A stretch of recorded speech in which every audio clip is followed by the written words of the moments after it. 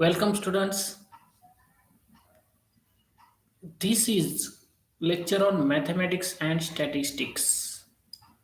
This is the part 1, and we hear syllabus on mathematics and statistics. First, angle and its measurement. Second chapter is trigonometry.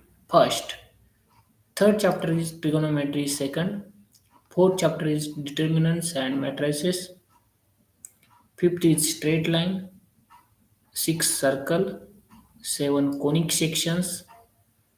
8 measure of dispersion and ninth chapter probability. आता जे मी highlight केलेले आहेत ते chapter आपल्याला CET साठी study करायचे आहेत. तर सीईटी साठी कोणकोणते चॅप्टर्स आहेत आपण पाहूया. ट्रिगोनोमेट्री सेकंड सीईटी साठी आहे. स्ट्रेट लाईन सीईटी साठी आहे. सर्कल हा सुद्धा सीईटी साठी असेल. मेजर्स ऑफ डिस्पर्जन हा सीईटीच्या मध्येच सिलेबसमध्ये आहे आणि प्रोबॅबिलिटी. हे सर्व चॅप्टर्स जे हायलाइट केलेले आहेत ते MHTCET ह्या एक्झामसाठी आपल्याला स्टडी करायचे आहेत. तर आपल्याला इयत्ता 11वीचे फक्त सीईटी साठी जे मी हायलाइट केलेले आहेत तेच चॅप्टर स्टडी करायचे आहेत, ज्याचा सिलेबस तुम्हाला 20% ह्या सीईटी एक्झाममध्ये विचारला जाईल आणि प्लस 80% हा 12th चॅप्टरवरचे जे काही चॅप्टर दिलेले आहेत त्यावर असेल. Okay, that is 20 plus 80 100.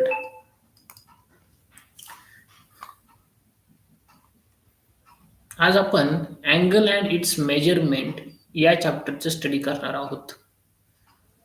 तर अँगल अँड इट्स मेजरमेंट सर्वात पहिली डेफिनेशन पाहूया. Directed angles. डायरेक्टेड अँगलची डेफिनेशन काय आहे ते मी रीड करतो. The order pair of rays OA bar OB bar. कोणते दोन रेज घेऊया, OA bar OB bar, together with the rotation of the ray OA to the position of the ray OB is called the directed angle AOB. आता पहा, directed angle म्हणजे समजा मी इथं directed angle दाखवतोय AOB. हा read कसं करायचा आहे तर या पद्धतीने लिहायचा आहे. कसा? डायरेक्टेड अँगल AOB आणि रीड पण करायचं आहे आपल्याला डायरेक्टेड अँगल AOB. हे जे मी लिहिलेलं आहे हा जो अँगल आहे यालाच काय म्हणायचं, डायरेक्टेड अँगल AOB. आता डेफिनेशन मध्ये सांगितल्याप्रमाणे इथं दोन अँगल्स आहेत पहा. एक इनिशियल आर्म OA घेऊया, तो जर आपण रोटेट केला तर एक टर्मिनल आर्म मिळेल OB. म्हणजे ह्या फर्स्ट फिगरमध्ये फिगर नंबर 1 आणि ही फिगर नंबर 2 ठेवूया. तर फिगर नंबर 1 मध्ये जो इनिशियल आर्म आहे तो काय, इनिशियल आर्म OA बार असेल. तसंच OB बार हा टर्मिनल आर्म असेल. OB बार हा जो आहे तो टर्मिनल आर्म.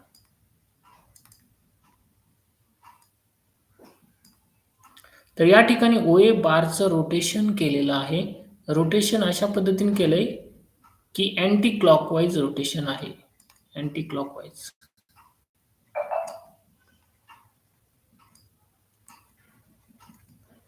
या फिगर 1 मध्ये जे रोटेशन आहे ते अँटी क्लॉकवाईज आहे. आणि जर अँटी क्लॉकवाईज रोटेशन असेल तर ते आपण पॉझिटिव्ह घेणार आहोत, म्हणजे प्लस थिटा घेतला. सिमिलरली ह्या सेकंड फिगर मध्ये इनिशियल आर्म OB घेऊया, ह्याला इनिशियल आर्म म्हणूया.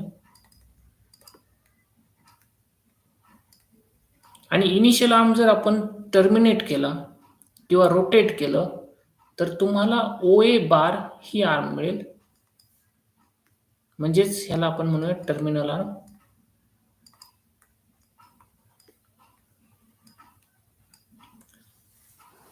या ठिकाणी जे रोटेशन आहे ते रोटेशन घेतले आपण क्लॉकवाईज.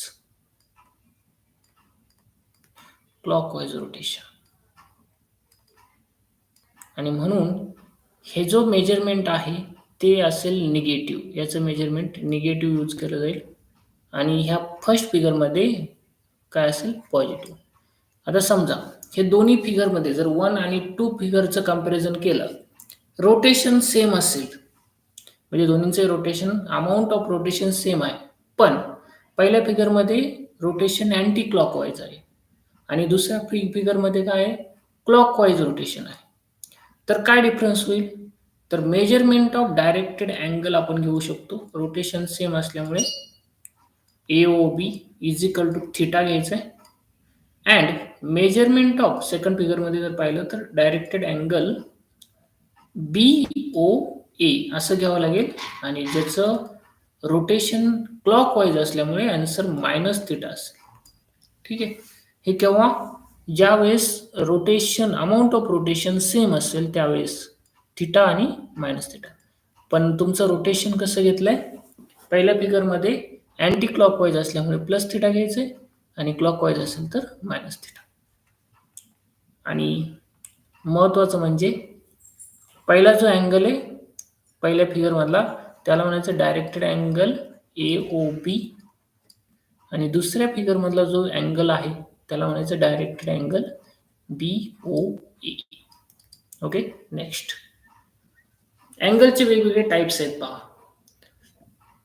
त्याच्यामध्ये सर्वात पहिला जो टाइप आहे तो आहे झिरो अँगल.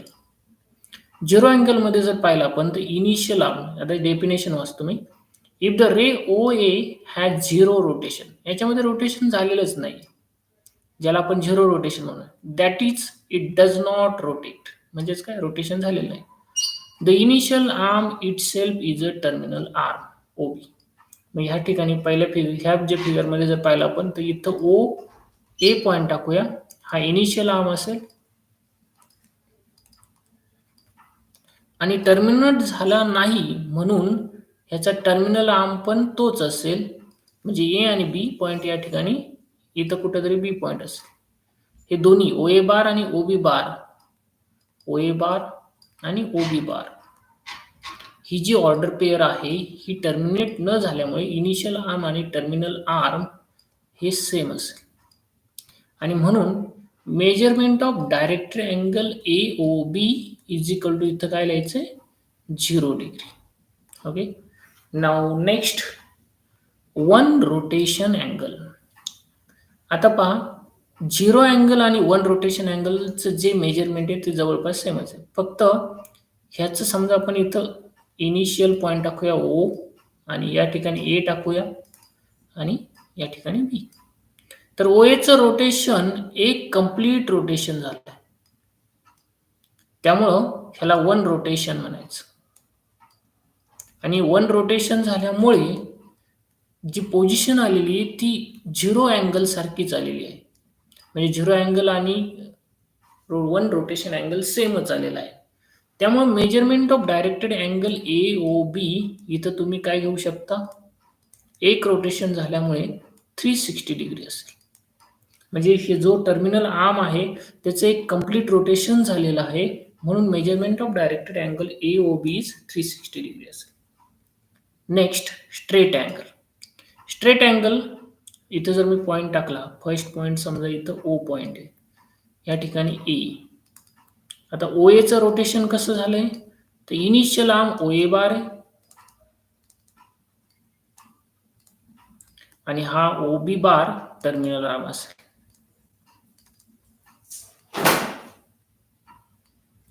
ठीक आहे. डेफिनेशन ऑफ पाहूया. After the rotation if the initial ray OA and the terminal ray OB are in opposite directions. इथं जर पाहिलं इनिशियल आर्म OA बार आहे, initial arm OA bar and terminal arm OB बार, यांचं जर direction पाहिलं तर A एकमेकाला अपोजिट आहेत आणि असं असेल तर तो जो अँगल आहे तो स्ट्रेट अँगल होतो. आणि स्ट्रेट अँगल मध्ये जर आपण पाहिलं तर त्याचं जे मेजरमेंट आहे स्ट्रेट अँगलचं ते 180 डिग्री असेल किंवा -180 डिग्री सुद्धा असतं. म्हणजे आपण जर अँटी क्लॉकवाईज मेजर केलं OA पासून OB पर्यंत, इनिशियल आर्म पासून टर्मिनल आर्मच मेजर करायचंय पण अँटी क्लॉकवाईज, आणि जर उलट केलं क्लॉकवाईज जर केलं तर ते असेल -180 डिग्री. हे क्लॉकवाईज डायरेक्शन आहे, खालून वर जायचं. पुढची जी डेफिनेशन आहे ती आहे राईट अँगल.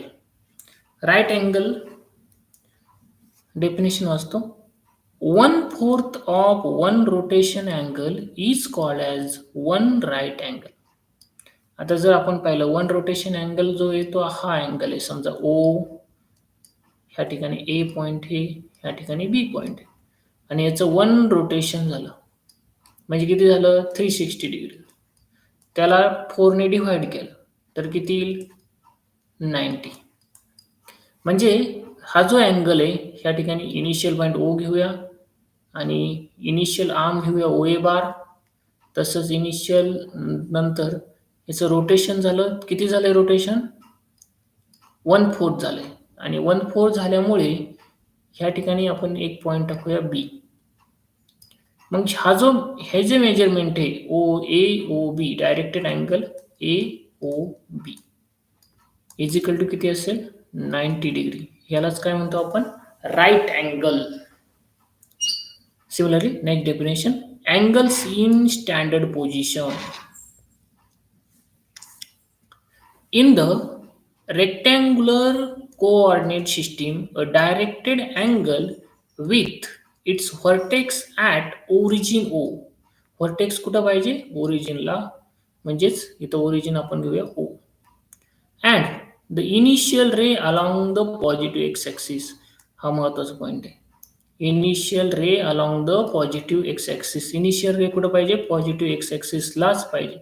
म्हणजे ओ ए बार हा इनिशियल रे असेल आणि तो कुठं असेल along the positive X axis. असं असलं पाहिजे, म्हणजे पाहिजे ही पहिली condition. Is called angle in standard position. मग याचा टर्मिनल आर्म तुम्ही काहीही घेतला तरी चालेल. परत वाचता येईल आपल्याला. In the rectangular coordinate system a directed angle with its vertex at origin O and the initial ray along the positive X axis is called angle in standard position. Terminal arm काहीही घेऊ शकता तुम्ही. Terminal arm समजा मी या ठिकाणी point टाकला P, या ठिकाणी क्यू घेऊया, या ठिकाणी आर घेऊया, या ठिकाणी बी पॉइंट घेऊया, या ठिकाणी सी आणि डी पॉइंट. तर ह्याच्या या ठिकाणी जे वेगवेगळे अँगल्स आहेत, तर तुम्हाला जर स्टँडर्ड अँगल विचारला असेल, अँगल्स इन स्टँडर्ड पोझिशन कोणकोणते सांगता येतील. So directed angle A O P standard angle आहे. Directed angle A O B हा राईट अँगल पण आहे, स्टँडर्ड पण आहे. Directed angle A O Q हा अँगल आहे. त्याच्यानंतर directed angle A O C हा स्ट्रेट पण आहे आणि स्टँडर्ड सुद्धा आहे. म्हणजे इथं फक्त इनिशियल आर्म काय पाहिजे पॉझिटिव्ह एक्स ॲक्सिसला. म्हणजे ह्या पॉझिटिव्ह एक्स ॲक्सिसला असेल तर टर्मिनल आर्म काहीही जरी असला तरी तुम्हाला सांगता येईल की हा अँगल स्टँडर्ड पोझिशनचाच आहे. ठीक आहे. Next definition angle in quadrant. पहिली डेफिनेशन वाचून पाहूया. A directed angle in standard position. आता तुम्हाला स्टँडर्ड अँगल समजलेला आहे किंवा स्टँडर्ड पोझिशनचा अँगल तुम्हाला माहिती आहे, ज्याचे इनिशियल आर्म आणि व्हर्टेक्स हे ओरिजिनला असेल आणि इनिशियल आर्म पॉझिटिव्ह एक्स ॲक्सिसलाच असेल, त्याला म्हणायचं standard angle. is said to be in a particular quadrant if its terminal ray lies in that quadrant. आता समजा आपण ह्या फिगर मध्ये पाहिलं तर कोणत्या क्वाड्रंट मध्ये कोणता अँगल आहे एक्स ओ पी हा जो अँगल आहे हा फर्स्ट क्वाड्रंट मध्ये. Directed angle X O P first quadrant. Directed angle X O Q हा सेकंड क्वाड्रंट अँगल आहे. Second quadrant. Directed angle X O R हा जो अँगल आहे हा थर्ड क्वाड्रंट मध्ये. अशा पद्धतीने तुम्ही अँगल सांगू शकता, ज्याला म्हणायचं quadrantal angle. Quadrant angle in a quadrant म्हणायचं. पुढची डेफिनेशन आहे quadrantal angles. Angle in quadrant म्हणजे कोणत्या क्वाड्रंटमध्ये त्याच्यावरून सांगता येईल. आता क्वाड्रंटल अँगल समजा म्हटलं, मी इथं ओरिजिन घेतला ओ. आधी definition वाचूया. A directed angle in standard position whose terminal ray lies along x-axis or y-axis is called a quadrantal angle. जर याच्यामध्ये आपण समजा पॉइंट्स घेतले, समजा ह्या ठिकाणी घेतलं ए, ह्या ठिकाणी बी, हा आहे एक्स ॲक्सिस, हा आहे वाय ॲक्सिस, त्याच्यानंतर ह्या ठिकाणी घेतला पॉइंट सी आणि डी पॉइंट. तर तुम्हाला क्वाड्रंटल अँगल सांगता येतील. A directed angle A O B, directed angle A O C. कारण कंडिशन काय आहे, स्टँडर्ड पोझिशनला पाहिजेच. आणि स्टँडर्ड पोझिशन म्हणजे काय, इनिशियल आर्म ही पॉझिटिव्ह एक्स ॲक्सिसलाच पाहिजे कंपल्सरी. तिसरा अँगल आहे directed angle A O D. तसंच directed angle A O A सुद्धा क्वाड्रंटल होईल. ओके, अशा पद्धतीने हे जे अँगल्स आहेत ते क्वाड्रंटल अँगल्स असतील. Next point, coterminal angles. महत्वाचा पॉइंट आहे coterminal angles. Directed angles in standard position having the same terminal ray are called co-terminal angles. Directed angles in standard position having the same terminal ray are called co-terminal angles. समजा हा angle आहे, हा angle तुम्हाला दिलेला आहे 30 degree. ह्या ठिकाणी मी अँगलला नाव देतो ओ ए, हा रे असेल आणि ह्या ठिकाणी बी पॉइंट. म्हणजे ह्याचा इनिशियल आर्म आणि टर्मिनल आर्म फिक्स ठेवूया. इनिशियल आर्म आणि या ठिकाणी टर्मिनल आर्म.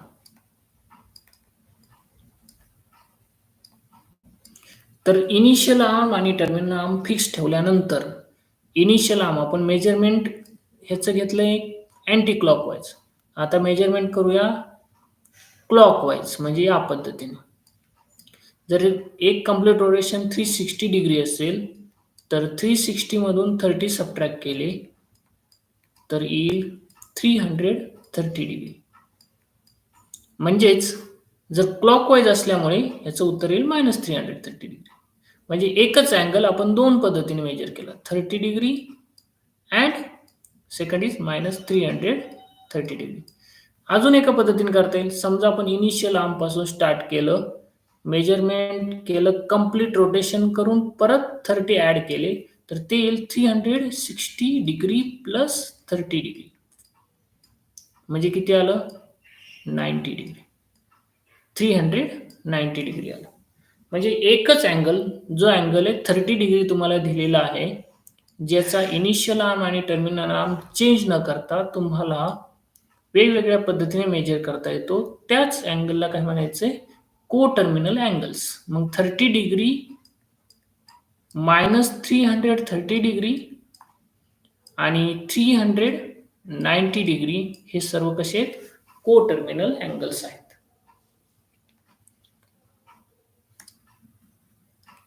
तर विद्यार्थी मित्रांनो, हा तुमच्यासाठी मी डेमो लेक्चर घेऊन आलो होतो. या ठिकाणी तुम्हाला याच्या पुढील पार्ट लाईव्ह पाहता येईल. त्यासाठी तुम्हाला जॉईन करायचं आहे. माझा व्हॉट्सअप नंबर आहे 9527424029. यावर तुम्ही जॉईन करू शकता. आणि आपण सर्व सिलेबस ऑनलाईन पद्धतीने घेणार आहोत. तसंच लाईव्ह लेक्चरला आपण वेगवेगळे मेथड्स यूज करणार आहोत. CET क्वेश्चन पेपर्स आहेत, त्याचा स्टडी करणार आहोत. CET ऑनलाईन जे एक्झाम्स होतात किंवा ऑनलाईन डेमो एक्झाम आहेत त्या सुद्धा घेणार आहोत. त्यामुळे तुम्ही सर्व विद्यार्थ्यांनी जॉईन व्हावे अशी माझी इच्छा आहे. ठीक आहे, थँक्यू, धन्यवाद.